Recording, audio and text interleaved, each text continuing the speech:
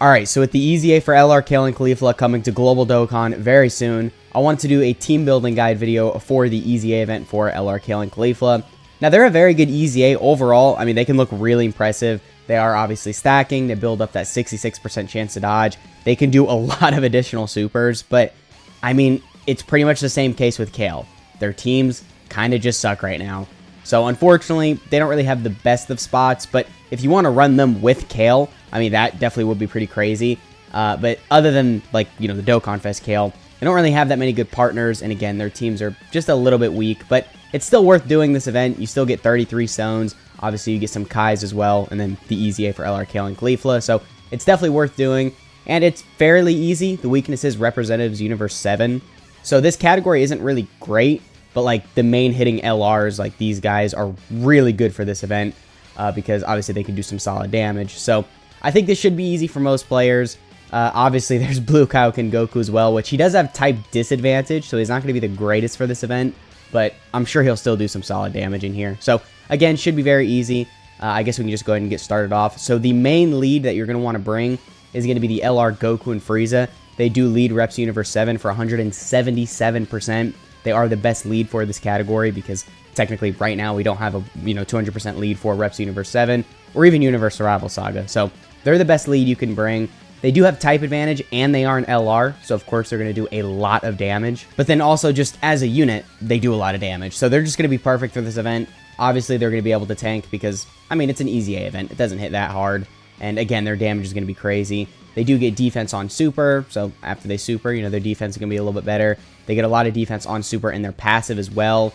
You're going to want to make sure you get some ki with them because they do kind of have to get their 18 ki to be really, really impressive, at least in this event. So, you still kind of have to, I don't want to say baby them, but make sure you get their ki with them, make sure you have some links active with them, but I don't think any of that is going to be an issue because they've got a good link set considering the team you're running, and also, I mean, their ki is pretty good. They don't really have ki issues, so definitely a good unit you're going to want to bring, and again, the best lead that you could bring for this event. And then next up, we do have the AGL UI Goku. Now, this guy alongside the Evolution Blue Vegeta were just featured on the 8th year anniversary LR banners, so I'm sure a lot of you managed to pull them.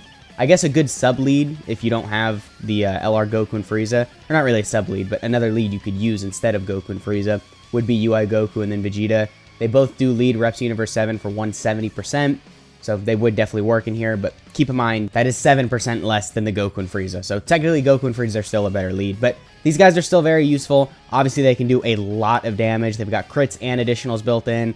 I guess we can just go over the UI Goku and the Vegeta, like, at the same time, because they have very similar kits. So, of course, they have the crits built into their super attack effects, and that does stack, so then any additionals, which they do have built in, are just guaranteed crits. So, their damage is going to look really impressive. The Goku has the dodge, so, of course, he's going to be really good defensively. The Vegeta has the damage reduction, so he should be pretty good defensively.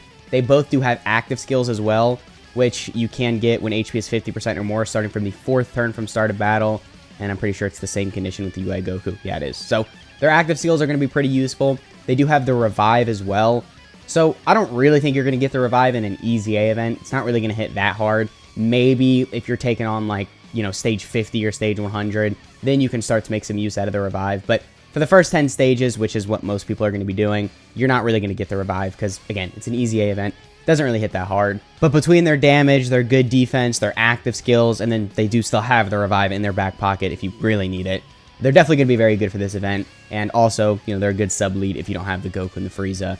So overall, good units to bring with the UI Goku and the Evolution Blue Vegeta. And then another unit you could bring, which most people are going to have, is the LR Master Roshi. So this guy is completely free to play, still one of the best free to play units in the game, which isn't really a good thing because he came out during the 6th year anniversary. So it just kind of shows you how, Dokkan's been slacking a little with the free-to-play units. But this guy's still very useful. He's got dodge built into his kit. He gets a lot of attack on his 18 ki super, so you're really going to want to prioritize that. He is also supporting Turtle School for 3 ki and 40% attack and defense. So that's pretty crazy because UI Goku's getting that support. Any other Gokus you bring is going to get that support. So definitely a really good unit between the support, between his good levels of damage. He does also have a Revive. I mean, it's the same case with the UI Goku and Evolution Blue Vegeta. You probably won't get it, but it's still there, I guess. So, there's always the option of getting it. And then he does also have an active skill. So the condition is that it can be activated after the character receives 7 attacks. And then there's another Turtle School category ally in the same turn. So You might not get his active skill. Receiving 7 attacks is a little tricky because, you know, it's an EZA event. You're not going to be going on till turn, like, you know, 6, 7. Turn 3, 4, you're probably wrapping up. So you might not get his active skill, but still, even without that, he's going to be very useful because, you know, the support, he's supporting all Gokus, and you're going to bring a lot of UI Gokus probably. He does also have the dodge, so even if his defense isn't, like, good enough, you still got that 30% chance to dodge. And then, you know, the 628% attack buff on 18 key super, I would say is pretty good. So definitely a good unit to bring.